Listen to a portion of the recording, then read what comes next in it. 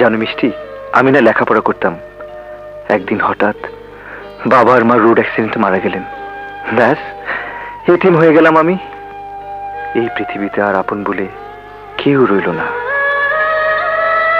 মাত্র 10 বছর বয়স ছিল আমার। ভীষণ পড়াশোনা করতে ইচ্ছা করত। রাস্তার লাইট পোস্টের নিচে বসে বই পড়তাম।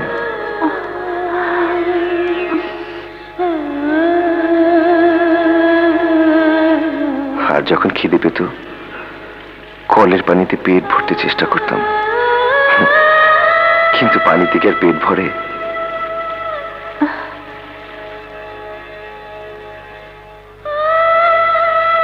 এক টুকরো রুটির জন্য হোটেলের পাশে ঘন্টার পর ঘন্টা দাঁড়িয়ে থাকতাম। এই পৃথিবীতে মানুষ ধন দৌলত টাকা পয়সা ছিনতাই করে, কিন্তু জীবনে প্রথম আমি কি ছিনতাই করেছি জানো? একটি রুটি।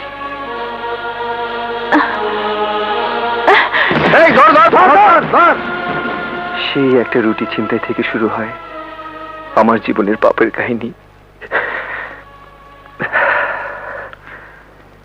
হে কি, তুমি খাচ্ছ না কেন? খাওয়া শুরু করো, খাও।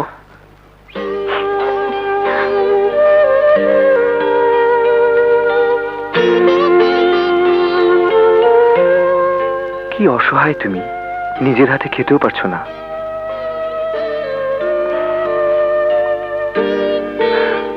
জানি না কোথা থেকে এসেছো, আবার কোথায় চলে যাবে, তবে যতদিন আমার ঘরে থাকবে আমি কথা দিচ্ছি এরকম ভুল আমি আর কখনো করব না। দাও, আমি খাইয়ে দিচ্ছি।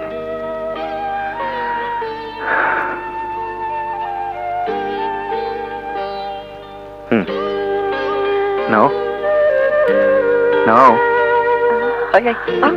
খাচ্ছ না কেন? খাও।